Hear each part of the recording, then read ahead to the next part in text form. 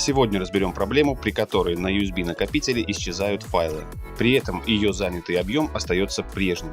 То есть файлы на флешке становятся скрытыми. И это воздействие вирусов. Открыв флешку, вы видите, что на ней вовсе нет файлов. Либо же на ней присутствует ярлык самой флешки, и при нажатии на него ничего не происходит.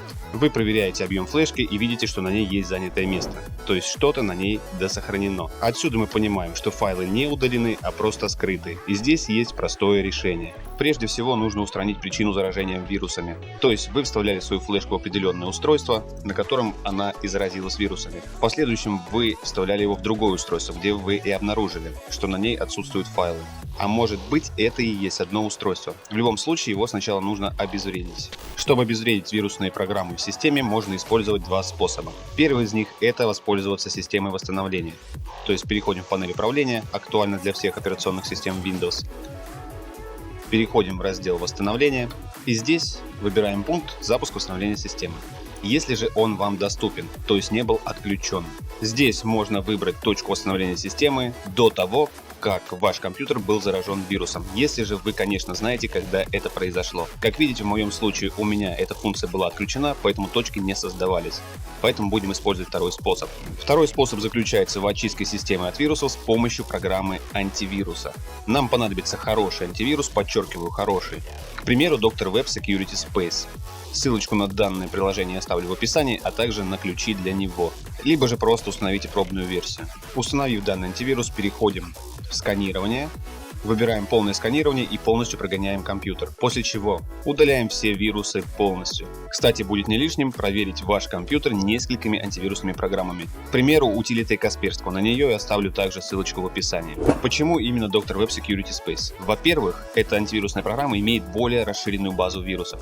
И у нее больше шансов справиться со всеми вредоносными программами на вашем компьютере. А также в последующем она нам понадобится для защиты. То есть мы будем потом лечить флешку, вставляя ее в компьютер, и нам понадобится, чтобы эта программа была установлена, чтобы не повторилось заражение вирусами уже с зараженной флешки. Я надеюсь, что я выразился ясно. Пока я общался с вами по поводу очистки компьютера от вирусов, мне подъехало еще пару флешек, то есть организовалась цепочка заражений, в которой участвуют несколько компьютеров и много флешек. Сейчас я покажу, как я возвращал отображение файлов на них. Сейчас мы воспользуемся уже установленной нами программой Dr. Web Security Space. То есть проверим флешку на вирусы и обязательно устраним их. После проверки в поле инфицированные файлы нажимаем «Вылечить», неизлечимые «Удалить».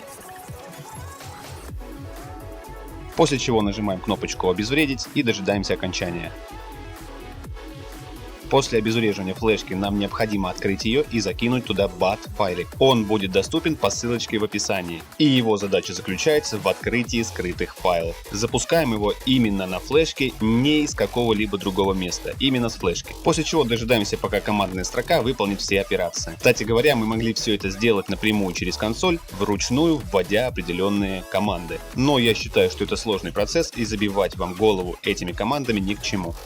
После чего мы получаем приблизительно вот такую картину. То есть у нас появилось 3 папки, остался ярлык флешки, а также наш BAT-файлик. Перейдя в папку с именем нижнее подчеркивание, вы найдете все свои файлы, которые были на флешке. Теперь вы можете переместить файлы из данной папки в корень флешки, и все будет как было ранее. А те папки, что появились после открытия скрытых файлов, можно просто удалить. Таким образом мы получим флешку с исходными данными, которые были до заражения вирусом. Надеюсь, что я помог вам спасти свою флешку, а также хочу пожелать вам доброго здоровья и беспроблемного использования вашего компьютера.